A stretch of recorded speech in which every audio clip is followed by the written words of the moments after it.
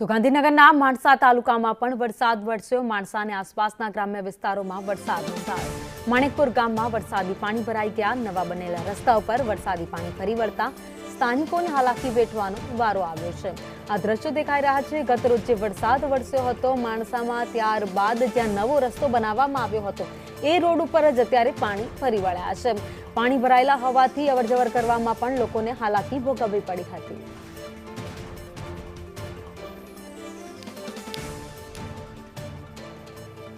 તો ગાંધીનગરના માણસાના દ્રશ્યો આપ જોઈ રહ્યા છો, જ્યાં વિરત વરસાદ વરસ્યો ગતરોજ રાત્રે અને ત્યારબાદ માણસાના અનેક રસ્તાઓ એવા હતા જે જળમગ્ન થઈ ગયા છે।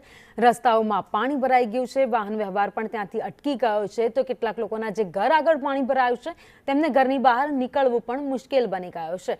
એટલું જ નહીં, હજુ તો આ નવો રોડ બનાવવામાં જ આવ્યો હતો અને ત્યાં પાણી ઉતરવાની કોઈ વ્યવસ્થા ન હોવાથી આ દ્રશ્યો સર્જાયા છે અને પાણી ગત રોજ રાતથી ભરાયા છે। તેમ છતાં પણ અત્યારે સમય 10 વાગ્યાનો થવાઈ ગયો, તેમ છતાં આ પાણી ત્યાંથી ઓસર્યા નથી અને સ્થાનિકો હાલાકી ભોગવી રહ્યા છે। તો માણસા અને આસપાસના વિસ્તારોમાં ગત રોજ ધોધમાર વરસાદ ખાબક્યો હતો।